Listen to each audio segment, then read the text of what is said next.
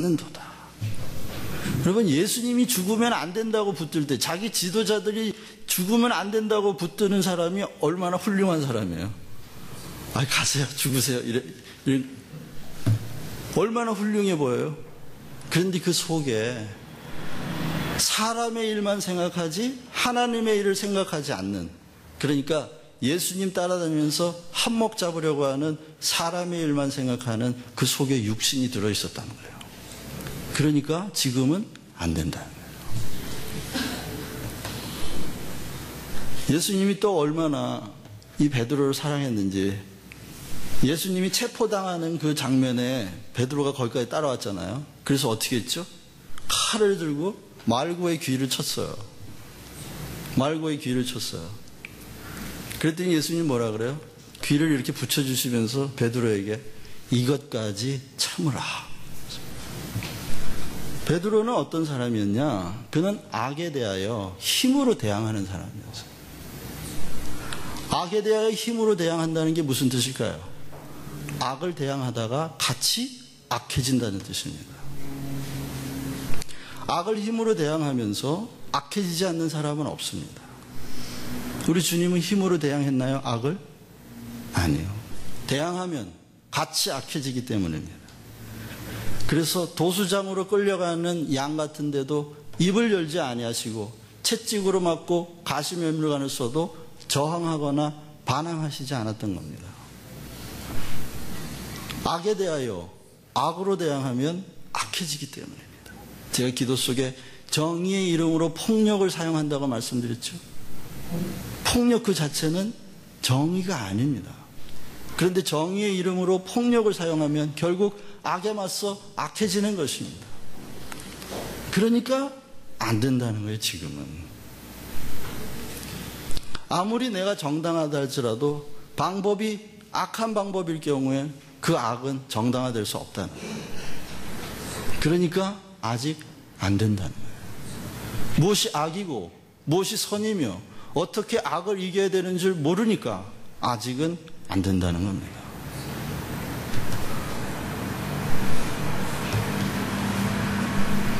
우리가 잘 아는 대로 베드로는 그 이후에 3번씩이나 주님을 부인합니다.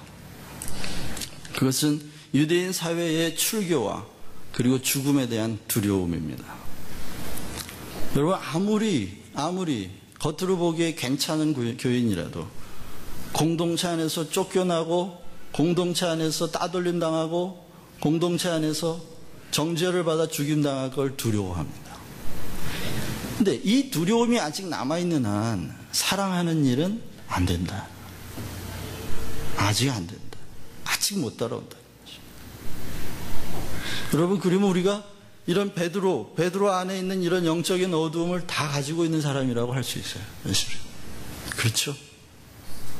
베드로의 배신의 의미는 바로 이런 거예요. 겉으로 보기에는 전혀 구분이 안 돼요. 구분이 안 되고 오히려 알고 같이 보여요, 베드로가. 그런데 시편 1편에 있는 것처럼 바람에 나는 겨와 같도다. 악인은 바람에 나는 겨와 같도다. 겉으로 보기엔 똑같이 보여요, 겨나 쌀이나. 그런데 쌀은 벼와 겨는 달라요. 벼는 속에 알곡이 들어있죠. 생명이 들어있어요. 바람이 불어도 생명의 무게 때문에 키 속으로 떨어져요. 그런데 키질을 하면, 바람이 불면서 키질을 하면 어떻게 해요? 겨는 다 날아가 버려요.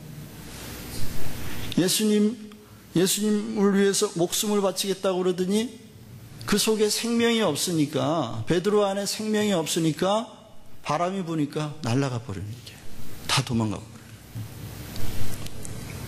한마디로 말씀드리면 넌 지금은 못 돌아와. 왜? 내가 가는 나라가 생명의 나라인데 네 안에 생명이 없는데 어떻게 네가 날 따라오니? 그 얘기입니다. 그럼 언제부터 예수님이 베드로가 따라오겠다고 확증했죠? 언제부터요? 요한복음 맨 마지막에 보면 예수님께서, 부활하신 예수님이 베드로를 찾아간 장면이 나옵니다. 그 3번의 역설적인 대화를 하고 난 뒤에 베드로 안에 생명이 들어갑니다.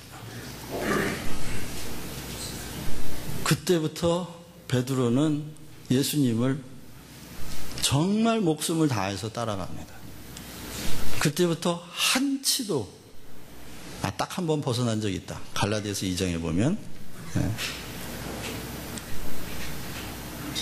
고흡을 제외하고 베드로는 한 번도 주님을 부인하지 않고 마지막에 십자가에 거꾸로 달려 죽었다고 하는 전승이 있을 만큼 주님을 사랑합니다.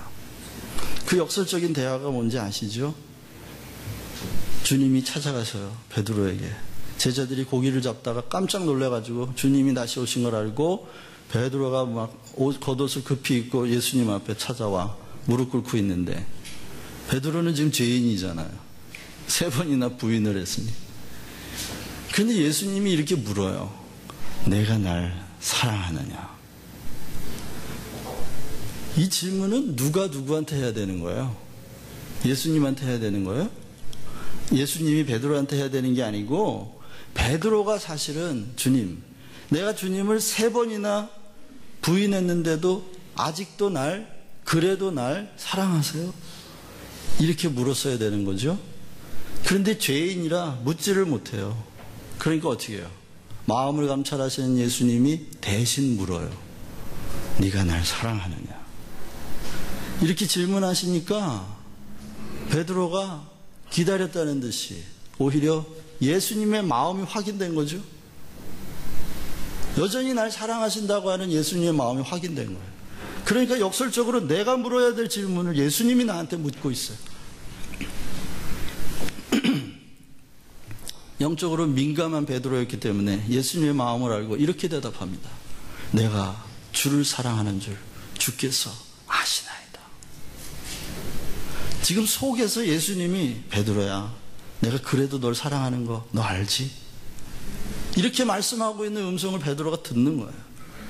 지금 서로의 마음을 읽으면서 서로 대화를 바꿔서 대화하고 있는 3번의 이 역설적인 대화 속에서 베드로가 뭘 확인할까요? 하나님이 그래도 날 사랑하신다. 그럼에도 불구하고 날 사랑하신다. 그 사랑이 끝없다. 이걸 확인한 겁니다. 그때부터 하나님의 사랑이 자신을 향하여 그래도 사랑하고 우리가 연약해서 그래서 사랑하고 그 사랑이 끝까지 사랑하실 거라고 하는 것을 경험하면서 그 사랑이 통로가 되어 베드로 안에 생명이 들어와 버립니다. 그 생명을 가지고 베드로는 이제 자기를 부인하기 시작합니다. 여러분, 어떻게 예수를 부인하면서 예수를 따라가겠어요? 예수를 부인하면서는 예수를 따라갈 수가 없죠. 예수를 따라가는 길은 자기 부인의 길입니다. 그래서 예수님이 지금 자기가 배신당하는 입장에서도 그 진리를 의지하는 사람, 예수님을 따라가려고 하는 사람이 지켜야 될 그 3가지를 꼭 말씀하고 계셨던 거예요. 아까 최후의 만찬에. 첫째, 뭐요? 언약. 둘째, 자기 부인. 셋째, 말씀. 말씀의 생명, 그 안에 있는 생명력. 이 3가지는 베드로가 그 이후에 예수님을 따라가면서 목숨처럼 지켰던 것입니다. 언약을 지켰어요. 자기 부인의 길을 갔어요. 말씀 안에 생명이 있다는 것을 지켰어요. 아까 예수님이 언약을 세우셨다 얘기했죠. 3계명은 곧 자기를 부인하는 뜻이라는 걸 말씀드렸죠. 그 말씀이 성취를 위해 목숨을 버렸단 말씀드렸죠. 이 3가지가 주님을 따라가는 사람들, 영적인 어둠 가운데 있음에도 불구하고 주님 따라가기를 원하는 사람들이 목숨 걸고 지켜야 될 3가지라는 거예요. 뭐라고요? 언약, 자기 부인, 말씀 안에 생명. 그것은 우리가 결심한다고 되는 게 아니라 하나님이 나를 얼마나 사랑하셨는지 그 사랑에 대한 확증이 왔을 때 우리 안에 찾아 들어온 그 생명을 통해 그것이 가능해지는 거예요. 이것이 되면 됩니다. 이것이 되면 주님 따라갈 수 있습니다. 그 생명으로 인해 내가 먼저 생명의 나라 갈 수 있고 그 생명의 길을 가는 그 좁은 길, 사랑하며 가는 길을 갈 수 있습니다. 언약을 지켜내는 것이 사랑입니다. 자기를 부인하는 것이 사랑입니다. 말씀 안에 생명이 있음을 믿고 그 말씀 안에 머물러 있는 것이 사랑하는 일입니다. 그것이 되면 됩니다. 그때 됩니다. 우리 옆에 분하고 한번 격려하실까요? 그때 됩니다. 그때 됩니다.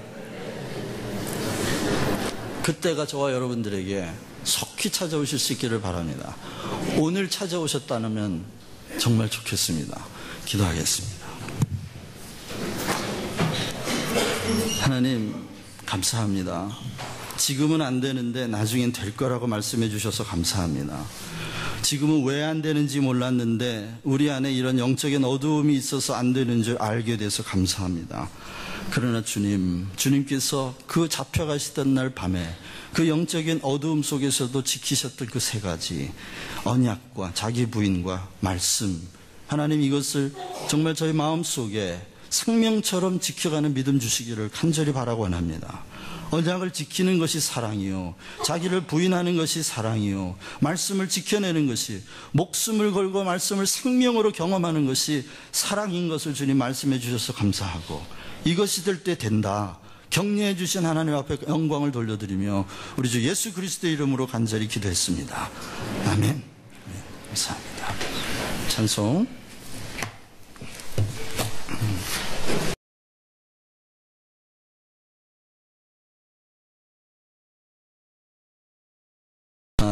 생명 아카데미 시작됐고요. 평균 53명 이상 이렇게 오셔서 말씀을 들으시는데요. 저녁 식사가 6시부터 준비되니까 미리 오시면 저녁 식사 드실 수 있습니다. 그리고 우리 홈페이지에 올라가면 거기 동영상과 또 녹음된 목소리만 들어있는 파일이 있는데요. 목소리 들은 파일은 다운로드를 받을 수 있게 되어 있고요. 그리고 그 화상은 유튜브에 이렇게 링크가 걸려 있어서 클릭하면 들으시고 보실 수 있습니다.